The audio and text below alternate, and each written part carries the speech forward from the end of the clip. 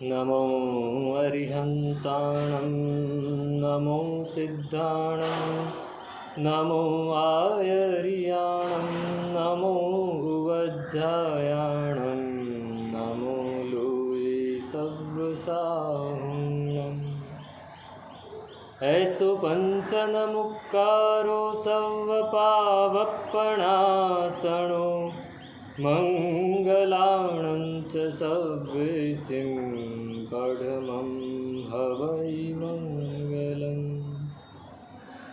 आस्वाद्य यद्वाक्यरसं बुधानां पीयूषपानेऽपि भवेत् तृणैव नमामि तं विश्वजनीन वाचं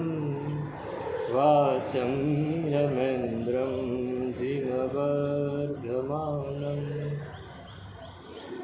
अचिन्त्यचिन्तामणिकल्पशाखिने विशुद्धसद्ब्रह्मसमाधिशालिने दयार्णवायार्थितदायिने सतां नमो नमः श्रीगुरुवे विष्णुराय नमो नमः श्रीगुरुनैमिषूराय नमो नमः श्रीगुरुनैमिषूराय।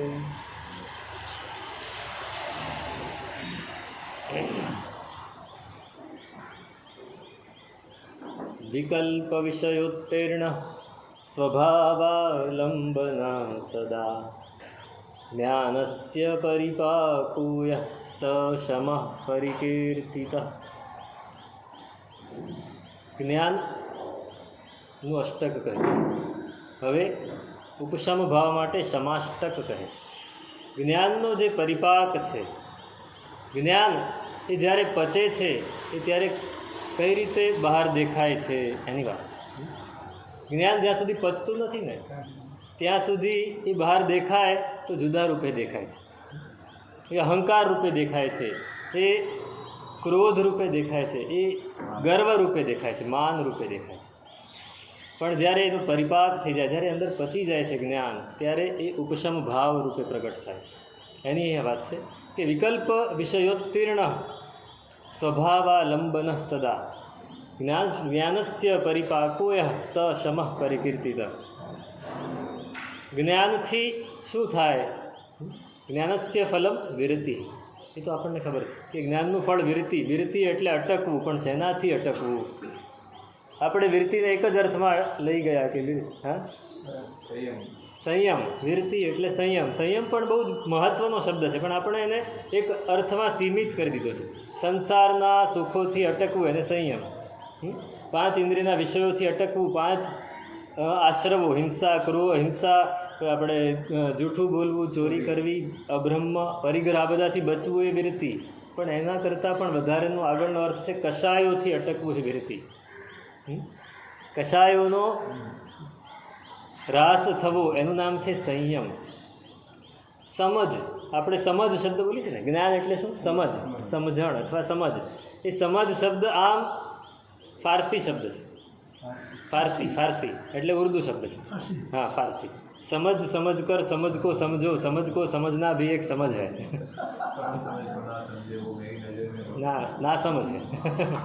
સમજ, પણ આપણે એને મૂળ સંસ્કૃત શબ્દ છે સમજ. સમ એટલે શું? સમતામાં રહેલો હોય તે સમ. ઉપશમ ભાવમાં રહેલો હોય તે સમ. એ સમ, એ સમતામાંથી જે ઉત્પન્ન થાય એને સમજ કહેવાય. હા, સમજ. હા, સમજ એટલે સમતામાંથી ઉત્પન્ન થઈ તે સમજ. હવે સમતામાંથી ઉત્પન્ન થાય તો જ સમજ કહેવાય. એટલે એને જ જ્ઞાન કહેવાય જે આપણને ઉપશમ ભાવમાંથી પેદા થયો અથવા ઉપશમ ભાવમાં લઈ જાય છે. જ્યાં સુધી કશાયો શાંત થતા નથી ત્યાં સુધી જ્ઞાન એ પરિણમતું નથી. બે વાયસે વરસા છે. જ્ઞાન પરિણમે તો કશાયો શાંત થઈ જાય, કશાયો શાંત થાય તો જ જ્ઞાન પરિણમે. આપણું આત્માના શુદ્ધ સ્વરૂપનો પ્રકાશ ક્યારે પ્રાપ્ત થાય? કશાયો જ્યાં સુધી હોય ત્યાં સુધી ન થાય. કશાયો એ જ્યાં સુધી અંદર ખળબળ ખળબળ ખળબળ કરતા હોય, આપણને સતત કશાયો નડતા રહે છે. કશાયો અને નો કશાયો, કશાયો અને નો કશાયો, એ સતત નડ્યા કરે. નો કસાય એટલે શું છે? હાસ્ય, રતિ, અરતિ, શોક, ભય, જુગુપ્સા, આ બધા ન કશાય છે. સ્ત્રી વેદ, પુરુષ વેદ, નપુંસક વેદ એ કશાય જેવા જ છે, ફક્ત એનું સ્વરૂપ બહાર દેખાતું નથી. ક્રોધ તરત જ બહાર દેખાય. ક્રોધ 4 કશાય છે ને, 4 કશાય જુદા જુદા નથી. એક જ વસ્તુના 4 સ્ટેપ છે, 4 સ્ટેજ છે. હા, જેમ વરાળ વરાળ ઠંડી પડે તો પાણી થાય, પાણી ઠંડુ પડે તો બરફ થાય. એમ ક્રોધ એ વરાળ જેવો છે. ક્રોધ શું છે? એ વરાળ જેવો છે, તરત જ દેખાય, અનુભવાય. વરાળ હોય તો તરત જ ગરમ લાગે ને, એમ ક્રોધ જેને આવે તરત જ અનુભવાય. પણ પાણી ગરમ થતું હોય તો બહુ જલ્દી ના અનુભવાય. હા, અભિમાન આવ્યું ને તો અનુભવાય, પણ એટલું બધું જલ્દી નહીં. કોઈના મુખ ઉપર ક્રોધ હોય તો તરત જ દેખાય કે આ માણસ ગુસ્સે થઈ ગયો. અભિમાન હોય તો સહેજ અક્કડ થાય એટલે ખ્યાલ આવે. હા, વટ છે તો અભિમાન દેખાય. પણ માયા બહુ જલ્દી ના દેખાય. માયા ક્યારે દેખાય? જ્યારે કંઈક આપણને એનું નુકસાન થાય ત્યારે. અને લોભ તો દેખાય જ નહીં. લોભને આપણે વેલિડ ગણી લીધું. લોભને ભાઈ લોભ તો કરવો જ પડે, પરિગ્રહ કરવો જ પડે. લોભ વગર દુનિયામાં જીવાય કઈ રીતે? કોઈ પણ માણસને લોભ હોય. નાનામાં નાનું બાળક હોય એને પણ અહીંયા આવે, અથવા તમારા ઘરમાં પણ હોય, તમે એને ચોકલેટ આપો તો તરત જ હાથ લંબાવે. કોઈ દિવસ ના પાડી કોઈ બાળકે? ના નહીં પાડે. કેમ? કંઈક પ્રાપ્ત કરશો. એમ તમે એક રમકડું આપો, અથવા સમજો કે તમે એને આપી દીધું છે, વાંધો નહીં, પણ તમે એની પાસેથી લેવાની કોશિશ કરો, એ છૂટશે નહીં. છૂટશે નહીં. છૂટે તો સમજવું કે આનો કશાય ઓછો છે. લોભ એ બહુ જ ઊંડે છે, અને એ બહાર જલ્દી દેખાતો નથી. પણ સૌથી વધારેમાં વધારે ખરાબ છે લોભ. મમ્મણ શેઠે બીજું કાંઈ જ નહોતું કર્યું. ક્રોધ નહીં, માન નહીં, માયા નહીં, ફક્ત લોભ જ કરે રાખ્યો. અને લોભથી ક્યાં ગયા? શાસ્ત્રી. ક્રોધ કરવાવાળા ચંડ રુદ્રાચાર્ય કેવલ જ્ઞાન પામીને મોક્ષે જતા રહ્યા. અભિમાન કરવાવાળા બાહુબલી પણ કેવલ જ્ઞાન પામીને મોક્ષે જતા રહ્યા. માયા કરવાવાળા મલ્લીનાથ ભગવાન પણ કેવલ જ્ઞાન પામીને મોક્ષે જતા રહ્યા. પણ લોભ કરવાવાળા નહીં જાય. ખતરનાક છે. અને આપણે એને વેલિડ સમજી લીધો છે. વેલિડ આપણા તમારા વ્યવહારમાં શું છે? લોભ બિલકુલ વેલિડ છે. અરે પૈસા નહીં કમાવો તો કેમ ચાલશે? પૈસા કમાવાનો વાંધો નથી, સંતોષ નથી રાખવાનો. સંતોષ રાખી કોઈ વ્યક્તિ સંતોષ રાખે ખરો? નહીં. આ જેટલું વધારે એટલું એ જ લોભ. અને પછી ભેગું કરવાનું. સમજો કે મેળવવું એની માટેની જે અંદરથી લાલસા છે એ લોભ છે, કોઈ પણ પ્રકાર, કોઈ પણ વસ્તુમાં. અને મેળવ્યા પછી એને છોડવું નહીં, એ લોભની પરાકાષ્ઠા. મેળવું આવી તો ગયું, પણ પછી છૂટે નહીં. છૂટી જાય તો સમજવું કે હજી પણ લોભ થોડો ઓછો થયો. પેલા શેઠ, કાલે જ વાંચ્યું મેં, પહેલાંય વાંચેલું, તમે કદાચ સાંભળ્યું પણ હશે. શેઠ રસ્તામાં જતા હતા અને ભિખારી કે સાહેબ કંઈક આપો, તો કાંઈ નથી, અત્યારે કંઈ મળે નહીં. અરે સાહેબ પણ કેટલા દિવસનો હું ભૂખ્યો છું, તકલીફ ઘરમાં બી ઘણી છે, કંઈક આપો તો મારું સારું થાય, ઘરે પણ કંઈકને ખવડાવું. તો કે કાંઈ નહીં મળે. તું કંઈક કામ કર સાહેબ, કામ કરવાનું તો આપના ઘરે કામ આપું, ચાલો હાલી નીકળો છે, તને કામ આપું? તો તમે જ કહો છો કંઈક કામ કરે. કામ મને કોણ આપે? જે કહે એ જ મને, એને જ કહેવું પડે ને કામ આપું. નથી માનતું. ઘણું સમજાય. પેલા ભિખારી, તું જાય છે કે પોલીસને બોલાવું? તો કે જાઉં છું. પોલીસને ના બોલાવતા. પણ એક કામ કરો છે. તો કે શું? તો કે આ નીચે ચપટી ધૂળ પડી છે ને, એ લઈને આપો. ચપટી ધૂળ લઈને આપો. તો કે એનું શું? તો કે આપો ને સાહેબ, એટલું તો અપાશે ને, તમારું નથી. એને ધૂળ લઈને એના હાથમાં આપી. તો કેમ ધૂળ માગી? તો કે તમને આપવાના સંસ્કાર પડે. આપવાના સંસ્કાર નથી. એટલે ક્યાં સુધી? ઓલો માણસ છે ને ખાડામાં પડી ગયો, તો બીજો સજ્જન આવ્યો અને કે ભાઈ તું પડી ગયો છે, લાવ તારો હાથ લાવ, તને ખેંચી કાઢું. તો આપતો નથી ઓલો હાથ. 3-4 જણા આવ્યા, 5 જણા આવ્યા, કોઈને હાથ નથી આપતો. પછી એક જણ કે હાથ મારો લે, એમ કે છે, તો લે છે. હાથ આપવામાં એને વાંધો છે, આપવાનું નહીં. મારો હાથ લે તો તરત જ પકડી લીધો, તો વાર કાઢી લીધો. આ લોભ, આ ચારેય કશાય જ્યાં સુધી મનમાં ભરેલા છે, એટલે એના ઉદયમાં છે, એ ખળભળ કરે છે, ત્યાં સુધી ઉપશમ ભાવ નહીં આવે. અને ઉપશમ ભાવ નહીં આવે ત્યાં સુધી આપણે અંદર ઉતરી નહીં શકીએ. અને અંદર ઉતરી નહીં શકીએ તો આપણા શુદ્ધ સ્વરૂપનો એની ઝાંખી નહીં થાય. આપણા સ્વરૂપની ઝાંખી ક્યારે થાય? આપણા સ્વરૂપની આપણને ઝાંખી કરે છે. જ્યાં સુધી કશાયોથી આપણું મન વિખરાયેલું છે, ભરાયેલું છે, કશાયોથી સતત ખળભળતું છે. કશાય છે ને એ પેલા પાણી જેવા છે, એટલે પાણીમાં કેવા પેલા બળબળ પરપોટા થયા જ કરે ગરમ થાય એટલે, અને અવાજ આવે કરે બુડ બુડ બુડ બુડ બુડ બુડ, બસ એ કશાય છે. એ સતત આપણા મનમાં ભમ્યા જ કરે છે કશાયો. એને લીધે ઉપશમ ભાવ નથી આવતો. પણ જ્યારે ઉપશમ ભાવ આવી જાય ત્યારે આપણા જેવું સુખી કોઈ નહીં. ઉપશમ ભાવ चिदानंद की मौज मची है, समता रस के पान में हम मगन भये प्रभु ધ્યાન में. મગન ક્યારે તમે થાઓ? જ્યારે સમતા આવે. અને સમતા ક્યારે આવે?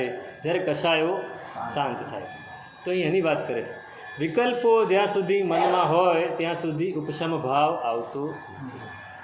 વિકલ્પ આપણે સતત વિકલ્પો કર્યા કરીએ. કેટલા વિકલ્પો આવે સમજો કે એકની એક વાત પણ કેટલી બધી વાર આવે મગજમાં. નક્કી કર્યું છે, હું વારંવાર કહેતો છું, આપણે નક્કી કર્યું છે કે અહીંથી આ વાંચના પતે એટલે મારે આ દેરાસર જઈ પૂજા કરીને ફટાફટ કામે લાગવાનું છે. એ વાતનો વિચાર અહીં તમે બેઠા છો તો એ આવ્યા જ કરે. આમ આમ થશે, પછી ફટાફટ હું પૂજા કરી લઈશ, પછી આમ કરીશ, પછી તેમ કરીશ. ભલે થઈ ગયું, એકવાર નક્કી કરી લીધું, પ્લાન થઈ ગયો અને મૂકી દો એક બાજુ. એ આપણાથી મુકાતું નથી. પેલો આમ કરશે તો હું શું કરીશ પછી? પેલો સમજો કે દેરાસરમાં મોડું થઈ ગયું તો કેવી રીતે હું જઈશ? મન, આપણા મનને આપણે આદત પાડેલી છે વિચાર કરે. એટલે એ સતત વિચાર, એટલું કૂતરું છે ને એને તમે એક બાજુ બેસાડો તો બેસશે જ નહીં. એ થોડી વાર થઈને તરત જ ઊભું થઈને આમ સૂંઘવા જશે, કોઈકની પાછળ જશે, કંઈક મકાન ખુલ્લું છે તેમાં જશે, વળી પાછું તમે બેસાડો તો બેસી ગયું, વળી પાછું ઊભું થઈને જશે. એ શાંત બેસશે જ નહીં. વાંદરાને જોયા છે કોઈ દિવસ? એમ જોયા છે, પણ વાંદરાને એ રમતા હોય જોયા છે? અમે કાલે મહારાજે વાત કરી હતી, અમે 2 મહિના કોઈ પણ જગ્યાએ એકાંતવાસમાં રહીએ. અમે ઘોઘા રહીએ, અમે ભોયણી રહીએ ખાસ તો વધારે. હવે ભોયણી મલ્લીનાથમાં પાછળ જે ધર્મશાળા છે ને એમાં ઉપર હોલ છે, એ હોલમાં અમે રહીએ. અને 2 બાજુ અગાસીમાં વાંદરા જ હોય. અને અમે આખો દિવસ અમે અમારું કામ કરતા હોઈએ. વચ્ચે સહેજ આમ લાગે કે હવે થોડું ફરવું છે, થોડું આમ મનને આંખને થોડી શાંતિ આપવી છે, લખતા વાંચતા હોઈએ. એટલે 5 મિનિટ એમ અગાસીમાં જઈને ઊભા રહીએ. અને વાંદરા જે નાના બચ્ચા હોય ને, મોટા વાંદરા એમને બેઠા હોય, પણ નાના બચ્ચા હોય એ આમથી તેમ દોડે, આમથી તેમ દોડે, એકબીજાની પાછળ પડે, એકની પૂંછડી પકડે, કોઈકનું કાન પકડે, કોઈકને પૂંછડીએ લટકે, ધમાલ બોલાવી દે. સહેજ પણ સ્થિર બેસશે નહીં. એમ આપણું મન છે ને સહેજ પણ સ્થિર બેસતું નથી. એ સતત એને કંઈક જોઈએ છે. એટલે અહીંયા શાંતિની વાત છે. તમે વ્યાખ્યાનમાં બેઠા છો, તમે સામાયિકમાં બેઠા છો, તમે ભગવાનની પૂજા કરી રહ્યા છો, એ શાંતિની વાત છે. એને ગમતું નથી એટલે શું કરશે? તરત જ અંદરથી આમ આપણને ઊંચા કરશે કે ઓલો ત્યાં નહીં મળે તો શું કરશું? એટલે તમે તરત જ વિચારવા માંડો કે નહીં મળે તો આમ કરશું, એમ નહીં થાય તો આમ કરશું. એટલે પૂજા કરતાં કરતાં મન ત્યાં જતું રહ્યું. એટલે ઉપશમ ભાવ નહીં આવે.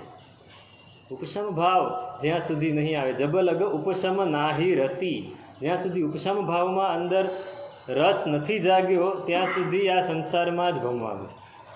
સંસારમાં એટલે આપણું મન સતત ભમ્યા જ કરશે. ને મન જ્યાં સુધી ભમ્યા કરશે ત્યાં સુધી આપણા કશાયો અટકશે નહીં. કશાયો નહીં અટકે તો કર્મો નહીં અટકે, કર્મો નહીં અટકે તો સંસાર નહીં અટકે. મન વિકલ્પથી ભરેલું છે. મન એટલે બીજું કંઈ નથી, વિકલ્પનો ભારો છે. મન એટલે શું છે? મન કોઈ વસ્તુ નથી. તમે જે વિકલ્પ કરો એ જ મન છે. હેમચંદ્રાચાર્ય બહુ સરસ વાત કરી યોગશાસ્ત્રમાં. યોગશાસ્ત્રનો 12મો પ્રકાશ છે, એમાં એમણે બહુ સરસ વાત કરી કે ન મન તેને નમન, જેની પાસે મન નથી તેને જ નમસ્કાર. પણ મન એટલે શું એમને પૂછવામાં આવ્યું તો કે મન બીજું કાંઈ જ નથી, મન એ વિકલ્પનો ભારો છે. જ્યારે ઇન્દ્રિયોને આપણે સંયમિત કરી દઈએ છીએ, જ્યારે શરીરને એકદમ સ્થિર કરી દઈએ છીએ અને વિચારોને આવતા અટકાવી દઈએ છીએ, તો મન બિચારું પછી મરી જાય છે. વિચારોને અટકાવવા માટે આત્માએ પુરુષાર્થ કરવો પડે, ઇન્દ્રિયોને સંયમિત કરવા માટે આત્માએ પુરુષાર્થ કરવો પડે, અને શરીરને સ્થિર કરવા માટે આ 3 વસ્તુ જ્યારે આપણે શીખી લઈએ છીએ તો પછી મન બિચારું એ રહેતું જ નથી. નહીં, માકડું નહીં, જતું રહે, શાંત થઈ ગયું. એ ક્યારે ઓગળી જશે ખબર નથી. મનને આપણે જેમ વિચારનો ખોરાક પૂરો પાડીએ એમ એમ મોટું થતું જાય. ફૂગો છે એમાં જેમ તમે ફૂલાવતા જાઓ એમ ફૂગો મોટો થતો જાય. પણ ફૂગામાં ફૂલાવો જ નહીં, હવા કાઢી નાખો તો આવડું એવું રહી જાય, નાનકડો ટુકડો એ નકામો, રબરનો એક ટુકડો રહી જાય. પણ આપણું મન એવું જ છે, આપણે એક વિચાર નાખ્યો એટલે ફૂલાયું, બીજો વિચાર નાખ્યો વધારે ફૂલાયું. તો જ્યાં સુધી મન આપણા વિકલ્પો ચાલુ હોય ત્યાં સુધી ઉપશામાં ભાવ નથી આવતો. જ્યાં સુધી બીજો આ પહેલો વિકલ્પ વિષયોત્તીર્ણ, બીજી શરત એમને કહી કે સ્વભાવાલંબન સદા. વિભાવમાં જ્યાં સુધી મન દોડે છે ત્યાં સુધી ઉપશમ ભાવ નથી. જો વિકલ્પ આપણા શમી ગયા તો ઉપશમ ભાવ આવી ગયો, શમવું એ જ ઉપશમ ભાવ. જો વિભાવમાંથી આપણે સ્વભાવમાં આવી ગયા તો ઉપશમ ભાવ. વિભાવ કેટલો ટકે આપણો અને સ્વભાવ કેટલું ટકે? આપણે નક્કી કરીએ કે 2 મિનિટ નહીં 20 સેકન્ડ સુધી મારે એક પણ વિભાવમાં જવું નથી, મારે સ્વભાવમાં જ રહેવું છે, મારા જ્ઞાન દર્શન મારા આત્માને અનુભવવો છે. તમે આમ બેસો અને અહીંયા મનમાં અહીંયા વિચારો કે અહીંયા મને શું દેખાય છે. 2 આંખ બંધ કરીને આંખની સામે શું દેખાય છે, એટલે મનના ચક્ષુ સામે શું દેખાય છે? આત્મા દેખાશે કે અંધારું દેખાશે? અંધારું. કેમ અંધારું દેખાય છે? અથવા દેખાશે કાંઈ કે વિચારો આવી જશે? વિચારો આવી જશે, વિકલ્પો આવી જશે. વિભાવમાં મન જતું રહેશે. આપણે નક્કી કરીએ કે મારે 2 મિનિટ પણ અથવા 20 સેકન્ડ પણ 30 સેકન્ડ પણ મનને પરભાવમાં જવા દેવું નથી. પરભાવ એટલે શરીરની કોઈ આડપંપાળ નથી કરવી, પૂતગલની કોઈ આડપંપાળ નથી કરવી, સંબંધોની આડપંપાળ નથી કરવી, પરિસ્થિતિની આડપંપાળ નથી કરવી, સંયોગોની આડપંપાળ નથી કરવી. બસ મારે મારી અંદર સ્થિર થવું છે કે મને અંદર શું અનુભવ થાય છે. મનને એક પણ વિચાર કરવા દેવું નથી. એક પણ વિચાર આવે તો એક જ વિચારથી એને અટકાવો કે મારે વિચાર કરવાનો નથી. તમને વિચાર આવ્યો, આ વિચાર આવ્યો ને આપણે કરીએ છીએ કે આપણે બોલીએ છીએ વિચાર આવ્યો, વિચાર અંદરથી આવવાનો જ છે. કેમ કે આપણે એને ચાવી ભરેલી છે. જેટલી ચાવી ભરેલી હોય એટલું એ ચાલ્યા જ કરે રમકડું. આપણે સતત ચાવી ભરતા હોઈએ છીએ એટલે ચાવી जितनी चावी भरी राम ने उतना चले खिलौना, એ ખિલોનું ચાલ્યા જ કરશે. એ તમે ચાવી ભર્યા જ રાખો છો એટલે એ પછી એની જાતે ચાલ્યા કરે છે. અને આપણને એમ થાય છે કે વિચાર સાહેબ આવે છે, મન શાંત થતું નથી, મન શાંત કરતા નથી આપણે. એટલે વિભાવમાં જ્યાં સુધી મન હોય ત્યાં સુધી આપણને ઉપશમ ભાવ ન આવે. અને ત્રીજી શરત છે, જ્યાં સુધી જ્ઞાન આપણને પચ્યું નથી ત્યાં સુધી ઉપશમ ભાવ નથી. જ્ઞાન લવ દુર્વિદગ્ધમ બ્રહ્માપી તમ નરમ ન રંજયતી. જેને થોડું જ્ઞાન મળી ગયું છે ને એ એમ માની લે છે કે મને ઘણું બધું મળી ગયું. એટલે પછી શું થાય છે કે સતત એને કંઈક કરવા જોઈએ છે. એને સતત અંદરથી એમ કંઈક ધખારો ઉપડે છે કે આ કરી લો, આ કરી લો, આ કરી લો. એ પોતે તો કરે, બીજાને એમાં ઘુસાડી દે. આપણે ઘણા માણસો એવા હોય કે પોતે તો કામે લાગે, બીજાને લગાડી દે. ભાઈ તું આ કર ને, તું આમ કરીશ તો તને લાભ થશે. એટલે પેલો બિચારો લાલચમાં ને લાલચમાં, કાં શરમમાં ને શરમમાં એની પાછળ લાગે ને પછી એ ચક્કરમાં કામે લાગી જાય.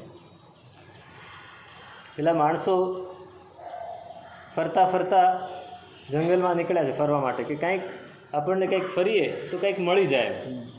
તો 4 જણા નીકળ્યા છે ને એક પછી એક. એ થોડા આગળ ગયા, પહેલાં મળ્યા તો ઓલી વાટ લઈને નીકળ્યા તો એ નહીં, આ 4 મિત્રો નીકળ્યા તો એક જગ્યાએ કંઈક સરસ વસ્તુઓ પડી હતી, કોઈ એનું માલિક હતું નહીં. એટલે પેલા 4માંથી એક જણ કે જો આપણને આ મળી ગયું, હવે આપણે ઘરે જતા રહીએ સંતોષ રાખીને, હવે આગળ નથી જવું. તો બીજા 3 કે અહીંયા આ મળ્યું તો હજી કંઈક આગળ હશે. વળી આગળ નીકળ્યા, વળી કંઈક ઘરેણા દાગીના પડ્યા હતા એ મળ્યા તો એ લઈને નીકળ્યા. બીજો નીકળી ગયો. છેલ્લા 2 કે હજી કંઈક આગળ મળશે. વળી આગળ ગયા તો હીરાના ઢગલા પડ્યા હતા, રત્નોના ઢગલા, તો એ ત્રીજો લઈને નીકળી ગયો. ચોથો કે હજી કંઈક આગળ હશે. જ્ઞાન ઓછું છે ને એટલે એ સતત એને એમ થાય કે કંઈક મળશે એટલે એ ધખારો એનો છે ને એને શાંત નહીં થવા દે. હજી આગળ ગયો તો એક માણસ છે એના માથે એક ચક્કર ફરતું. એક માણસ ત્યાં ઊભો હતો અને એક ચક્કર એના માથે ફર્યા કરતું હતું, લોહીની ધાર થતી હતી. એટલે આને જેમ પૂછ્યું, ભાઈ આ શું છે, કેમ તારા માથે ચક્કર ફરે છે? તો કે હાશ તું આવી ગયો એટલે સારું થયું. પોતે ચક્કર ઉપાડીને એના માથા ઉપર મૂકી દીધું. કેમ શું થયું? એમ કે ચક્કર કેમ મારા માથે? તો કે હું અહીંયા સેંકડો વર્ષોથી અહીંયા ઊભો છું. હું આવી રીતે જ લાલચમાં નીકળ્યો હતો, કંઈક મળી જાય. આટલું રત્ન સુધી મળ્યું તોય મને સંતોષ ન થયો. મને એમ કે એનાથી વધારે કંઈક મળી જાય. અહીંયા આવ્યો તો એક માણસ મારી પહેલાં સેંકડો વર્ષોથી અહીંયા જ ઊભો હતો અને કોઈકની રાહ જોતો હતો.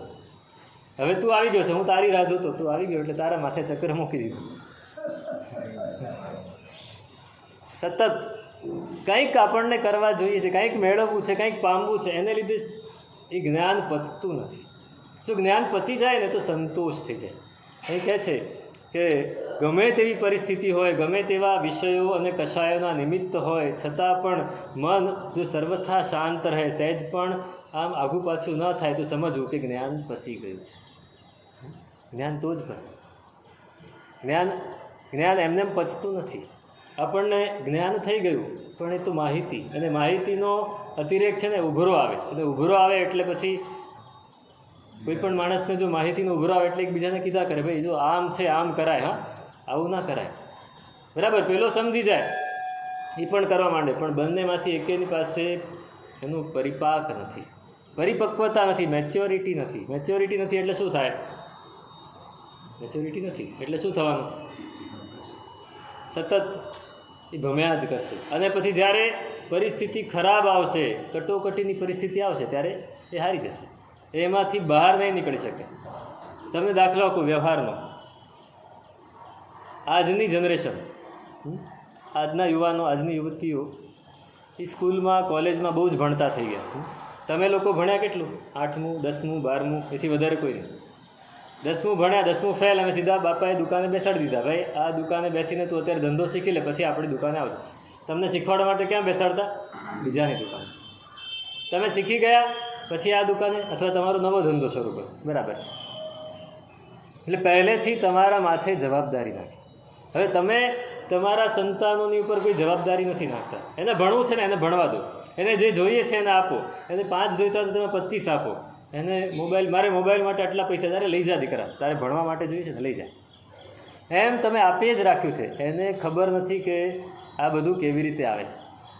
અને પછી એ ભણી ગણીને તૈયાર થાય, ડિગ્રી મળે, પર્સન્ટેજ સારા આવે, કોલેજ કેમ્પસમાંથી એનું પ્લેસમેન્ટ, જોબ મળી જાય, એને સરસ બધું જ થઈ જાય. એને મહિને લાખ રૂપિયાની, 1.5 લાખ રૂપિયાની, 2 લાખ રૂપિયાની જોબ પણ મળી ગઈ. સમજો એ કામ કરે છે સરસ, અને સમજો કે કંપની ડિઝોલ્વ થઈ, અથવા કંપની ડિફોલ્ટર થઈ, અથવા એને કોઈક કારણોસર કંપનીમાંથી કાઢી નાખવામાં આવે છે, ત્યારે શું થાય? હતાશ થઈ, ડિપ્રેશનમાં જતો રહે, આપઘાત કરી નાખે. એ કોઈ નિર્ણય ના લઈ શકે. કેમ? જ્ઞાન પચ્યું નથી. જ્ઞાન મળ્યું છે, ભણ્યો છે ખરો, પણ ગણ્યો નથી. તમે વિચારો કે તમારા બજારમાં કેટલાય લોકો ધંધો કરતા હશે, ઘણા બધા લોકોને દેવું થઈ ગયું હશે. કોઈ આપઘાત કર્યો ખરો? ઘણા લોકોને પૈસા જતા રહ્યા હશે. કોઈ આ પૈસા દેવામાં જવા દો. 2005માં પેલું બહુ મોટું પૂર આવ્યું અને કેટલા બધા લોકો ખાલી થઈ ગયા. જે લોકો પોતે દાન આપતા હતા એને લેવાની નોબત આવી ગઈ, છતાંય 5 વર્ષમાં પાછા ઊભા થઈ ગયા. કેમ ઊભા થયા? વ્યવહારનું જ્ઞાન એમને પચેલું છે. એમ આ નિશ્ચયનું જ્ઞાન છે, આપણા આત્મા માટેનું જ્ઞાન છે. એ જ્યાં સુધી પરિપાક ન પામે ત્યાં સુધી ઉપશમ ભાવ ન આવે. ઉપશમ ભાવનો બહુ જ મોટો ફાળો છે મોક્ષમાં લઈ જવા માટે, બહુ જ મોટો ફાળો છે. અહીં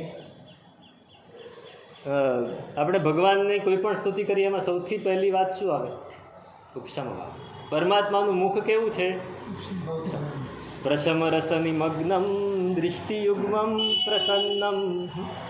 ભગવાનની દ્રષ્ટિ કેવી છે? તો કે પ્રશમ રસથી છલકાતી છે. ઉપશમ રસ કે અદ્ભુત કટોરે માનું વિરંચી સંભારી. ભગવાનની આંખો તારારે નયના પ્યાલા પ્રેમના ભર્યા.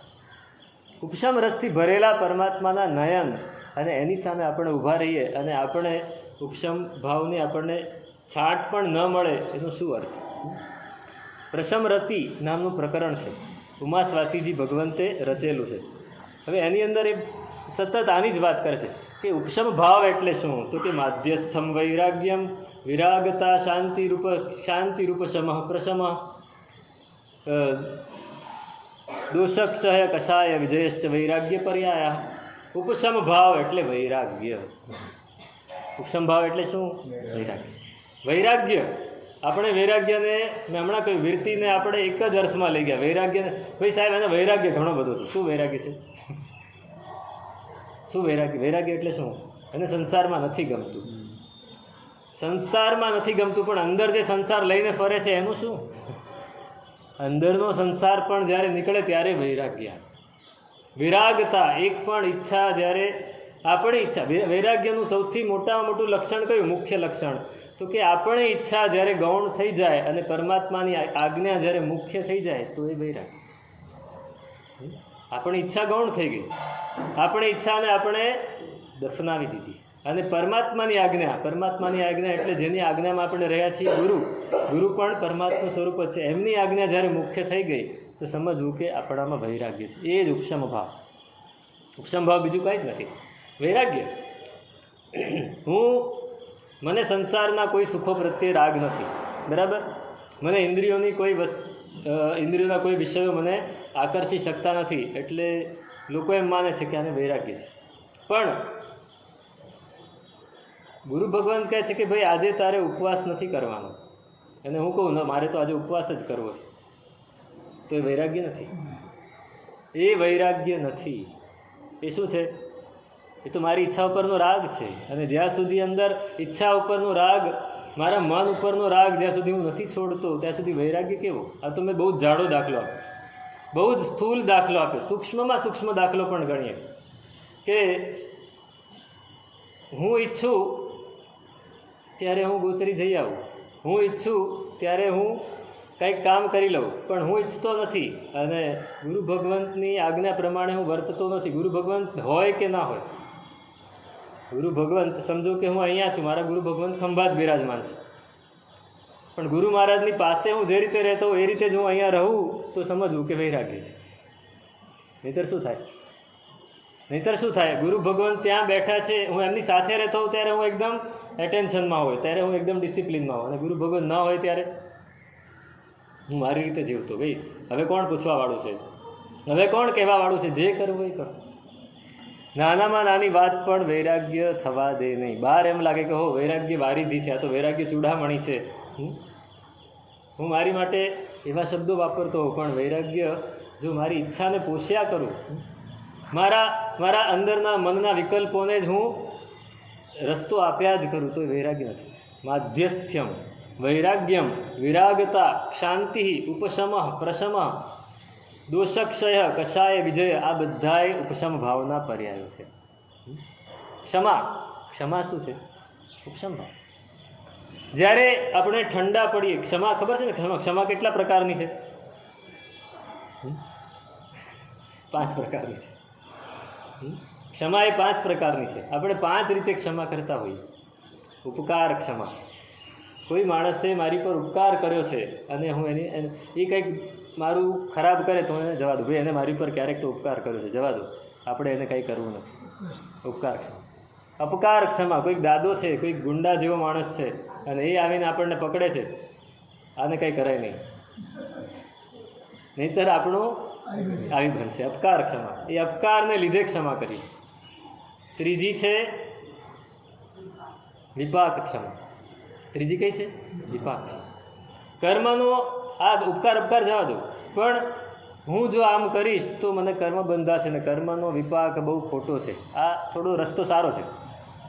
હા, હું કોઈ આવીને મને હેરાન કરે તો એને સામો જવાબ નહીં આપું. કેમ? તો કે મને હું કશાય કરીશ તો કર્મ બંધાશે, ને કર્મ બંધાશે તો એનું ફળ બહુ કડવું છે, નરકમાં એના ફળ ભોગવવા પડશે, મારે એ નથી કરવું. વિપાક ક્ષમા એ પણ ત્રીજું લેવલ છે. ચોથું લેવલ એનાથી ઉપર, ભગવાને ક્ષમા કરવાનું કહ્યું છે, વચન ક્ષમા. પરમાત્માએ કહ્યું છે, પરમાત્માનું વચન છે, પરમાત્માની આજ્ઞા છે, ક્રોધ ન કરો, ક્રોધમ મા કરું ક્ષમામ કુરુ, ક્રોધમ મા કરું ક્ષમામ કુરુ. ક્ષમા કરજે ભાઈ, ક્રોધ ના કરતો. પેલા ચંડ કૌશિકને કહ્યું ને, બુજ્જ ચંડ કૌશિયા, અને એને પરમાત્માનું વચન માની લીધું. આ વચન ક્ષમા છે, બીજું કાંઈ જ નથી વિચારવું. કર્મનો વિપાક છે, આ છે, તે છે. ભગવાનનું વચન છે ને મારે પાળવું છે, હું ભગવાનની આજ્ઞા પ્રમાણે જીવવા માગું છું, થઈ ગયું. પણ એનાથી પણ ઉપરની ક્ષમા કઈ? સ્વભાવ ક્ષમા. આત્માનો સ્વભાવ છે ક્ષમા રાખવી. શું છે? આત્માનો સ્વભાવ છે. આત્માનો સ્વભાવ છે ક્ષમા રાખવી. એ મારો સ્વભાવ બનાવી દેવો છે, ગમે તે થાય. યુધિષ્ઠિર અને દુર્યોધનને બધાને 100 જણા અને 105 જણા દ્રોણાચાર્ય કહ્યું કે આજે તમને એક પાઠ આપું છું, કાલે યાદ કરીને આવો.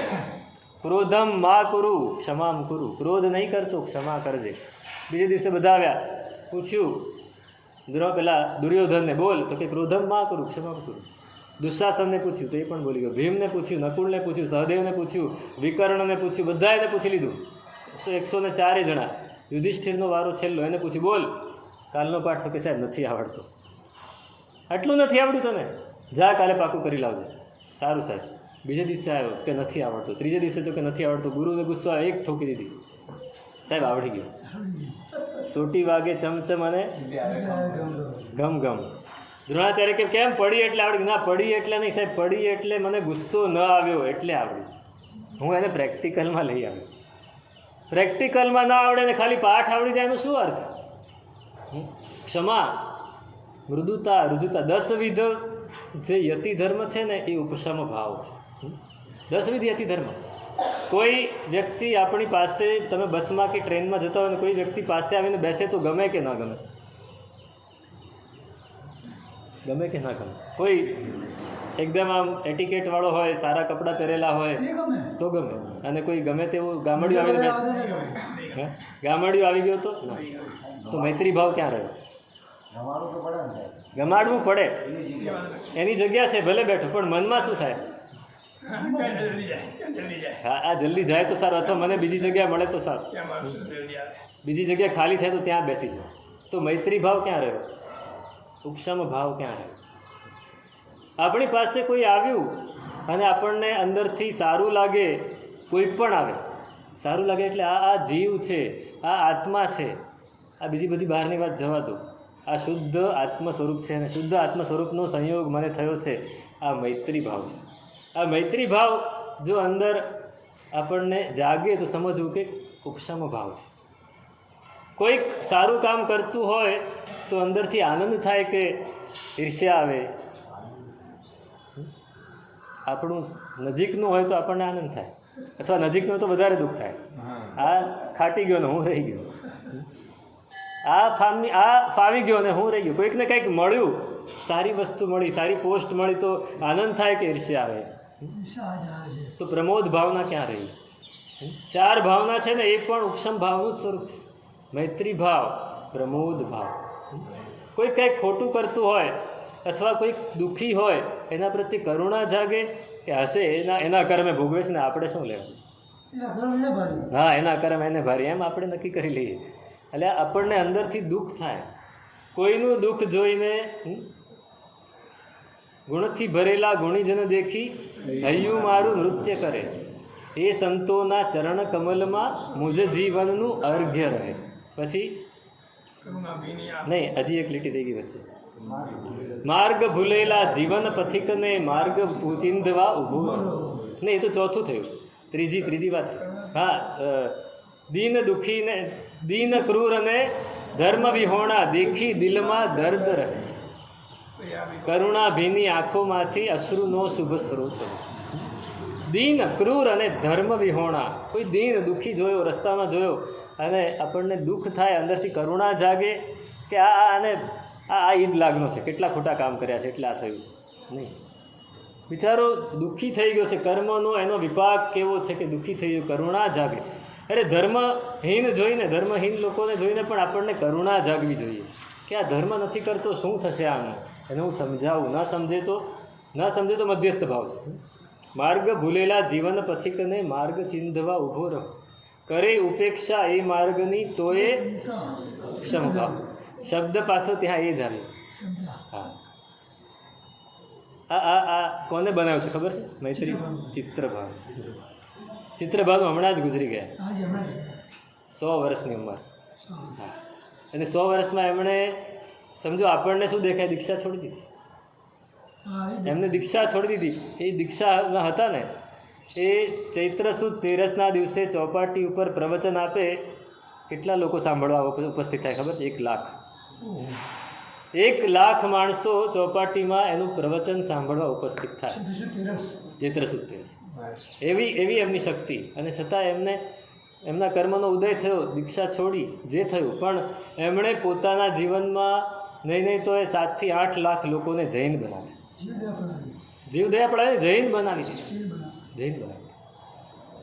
આ સારા આપણને પ્રમોદ થાય કે સારું જોઈને આપણે શું વિચારીએ, આ એને તો નકામા માણસ, આટલો સરસ સંયમ મળ્યો હતો, આટલું સરસ પ્રભુનું શાસન મળ્યું હતું, છોડીને જતો રહ્યો.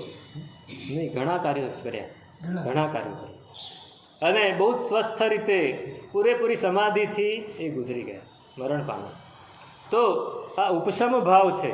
ઉપશમ ભાવ એ કહે છે કે ભોગ સુખૈ કિમ નિત્યૈર ભય બહુલૈ કાંક્ષિતૈ પરાયત્તૈ નિત્યમ અભયમ આત્મસ્થમ પ્રશમ સુખમ તત્ર યતિતવ્યમ.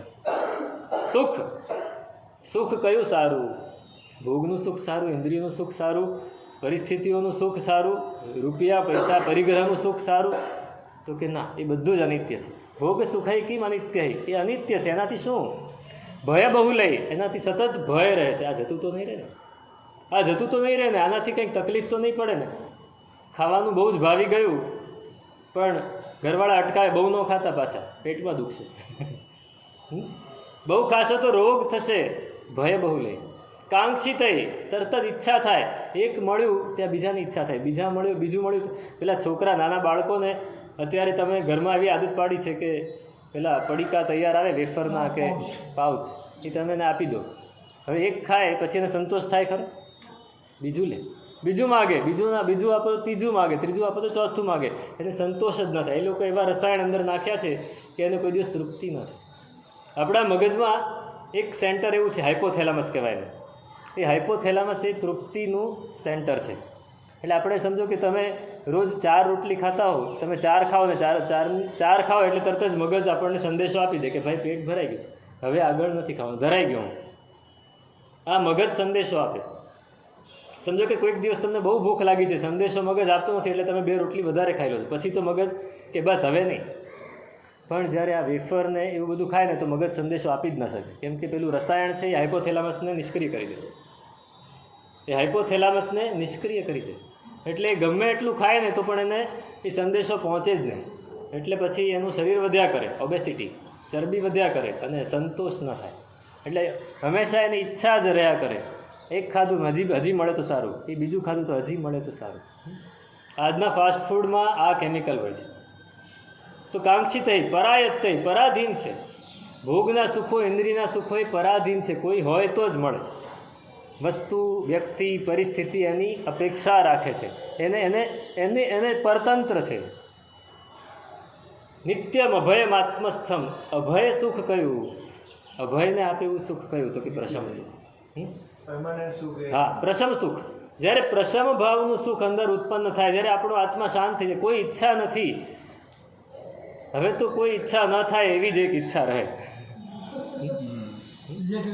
હા, હવે બીજી કોઈ જ ઈચ્છા ન થાય એવી જ એક ઈચ્છા બાકી રહે તો સારું. પરમાત્માને એમ કહે છે બસ આ એક. જ્યારે બધી જ ઈચ્છાઓ શમી જાય છે, બધા જ ઉફાંદો જ્યારે શમી જાય છે, કાંઈ મેળવવાનું, કાંઈ કરવાનું અંદરથી આમ ઉગતું નથી, ત્યારે જે સુખ અનુભવાય ને, એ સુખ તો અનુભવાય તો જ અનુભવાય. અનુભવથી જ મળે, ખ્યાલ આવે. હું ગમે એટલું કહું તો તમને ખ્યાલ ના આવે, એ અનુભવથી જ ખ્યાલ આવે. તો એ પ્રશમ સુખ છે. યાવત સ્વવિષય લિપ્સો રક્ષ સમૂહસ્ય ચેષ્ટ્યતે તુષ્ટૌ તાવત તસ્યૈવ જય વરતર્મશઠમ કૃતો યત્ન. જ્યાં સુધી આપણે ઇન્દ્રિયોને સંતોષવાનો પ્રયત્ન કરીશું ત્યાં સુધી સંતોષ નહીં મળે. અને જ્યારે આપણે ઇન્દ્રિયોને સંતોષવાનો પ્રયત્ન કર્યા વગર આપોઆપ અંદરથી સંતોષ પામીશું ત્યારે જ ઉપશમ ભાવ આવશે. દમન નથી કરવાનું, દમન નથી કરવાનું. દમન વસ્તુ અલગ છે અને સમજણ, દમનની સામે સમજણને મૂકી દઉં, સમજણપૂર્વક કે આ મારે માટે યોગ્ય નથી, આ મારે માટે યોગ્ય નથી, મને આની બહુ જ ઈચ્છા છે પણ મારે માટે યોગ્ય નથી. ઈચ્છાને દબાવી દેવી, મને બહુ ઈચ્છા છે ને મારે કરવું જ છે પણ મારે નથી કરવાનું, એ દમન થઈ ગયું. બાળકને રમકડાથી રમવાની ઘણી જ ઈચ્છા છે પણ ચિંતન કરવાનું, મનને વાળવાનું, મનને આત્મા તરફ લઈ જવાનું કે આ ઈચ્છા એ યોગ્ય નથી. આ એક ઈચ્છા હું પૂરી કરીશ તો બીજી થશે, બીજી ઈચ્છા પૂરી કરીશ તો ત્રીજી થશે, એનો છેડો ક્યાં આવશે? એમ કરીને મનને સમજાવીએ તો સમજી જશે.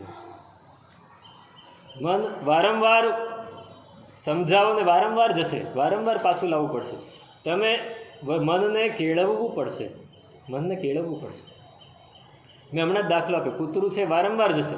ઘરમાં પાળેલું કૂતરું હોય એ જાય નહીં જાય, કેમ? એને કેળવેલું છે. એક ચિંતક હતા ને એ કહેતા હતા કે તમે કૂતરાને કહો એ ઊભો થા તો કૂતરો ઊભો થઈ જાય, એ બેસી જા તો કૂતરો બેસી જાય. એ ભાષા સમજે છે? તમારી આંગળીને સમજે છે. તમારી આંગળીને જુએ છે. આમણે કીધું, આ માલિકે કીધું બેસી જવાનું એટલે બેસી જાય. તમે કીધું એ ઊભો થા તો ઊભો થઈ જાય. એના મનમાં કોઈ વિકલ્પ નથી. હવે એને ખબર છે કે જો હું સહેજ પણ ગરબડ કરીશ તો આ ખાવાનું નહીં આવે, તો આ બાંધી દેશે, તો આ ફરવા નહીં લઈ જાય, તો એ મને પોતાની પાસે નહીં બોલાવે. કૂતરાને પણ બહુ જ સમજણ હોય. જે પાળતા હોય એને પૂછજો. એને તમે ઘરમાં આવ્યા અને કૂતરું ઘરમાં પાળેલું છે, તમે એને એકવાર ન બોલાવો તો તમારી પાસે આવીને એટલું લાડ કરશે, એટલું રડશે, તમને ચોંટવાનો પ્રયત્ન કરશે, તમે દૂર કરશો એટલું તમારી નજીક આવશે, કેમ કે એને કેળવેલું. એવી રીતે મન પણ આ જ રીતે કેળવવું પડે. મનને સતત સમજાવવું પડે. મનને ગમે એટલું સમજાવો તો એ સમજતું નથી, પણ વારંવાર સમજાવો ને ત્યારે ધીમે ધીમે ધીમે ધીમે સમજવા માંડે છે. નાનું બાળક છે એને તમે કહો કે તું બ્રશ કર તો એ નહીં કરે. નહીં, મારે નથી, મને ભૂખ લાગી છે, મારે ખાવું છે. એટલે તું બ્રશ કર તો જ ખાવા મળશે. તારે ખાવાનું જોઈએ છે ને, જો આ છે, પણ તું બ્રશ કરીશ તો ખાવા મળશે. એટલે કમને પણ બ્રશ કરશે. પહેલી વાર, બીજી વાર, ત્રીજી વાર, 10 વાર, 1 મહિનો, 2 મહિના, 1 વર્ષ, 2 વર્ષ, એને પરાણે તમારે વર્ષ સુધી કરાવવું પડશે બ્રશ. પણ 1 વર્ષ થશે પછી જાતે જ, મમ્મી જલ્દી બ્રશ આપો, મારે પેસ્ટ આપો, મારે સ્કૂલે જવું છે, મોડું થાય છે, બ્રશ કરવું છે, સામેથી માગશે. કેમ? ટેવ પડી છે. બસ મનને આ રીતે ટેવ પાડવાની છે. એને વિચાર બદલવાની ટેવ પાડવાની છે, એને ઉપશમ ભાવમાં જવાની ટેવ પાડવાની છે. તો આ ઉપશમ ભાવ આવશે અને તો આપણી સમજણ છે ને એ ઉપશમ ભાવમાં પરાવર્તન પામશે. તો આ રીતે ઉપશમ ભાવ આપણને બહુ જ ઉપયોગી થાય છે. આપણા સંસારમાં રહેવું છે અને સંસારમાં રહીને પણ જો પરમાત્માના માર્ગે ચાલવું છે તો ઉપશમ ભાવ એક જ કામ લાગશે. એ ઉપશમ ભાવ કઈ રીતે આપણે આપણા આત્મામાં જગાડી શકીએ એનો ઉપાય આગળ દેખાડે છે. તેનું શું સ્વરૂપ? અગ્રાધિકાર સોમવારે, આવતીકાલે.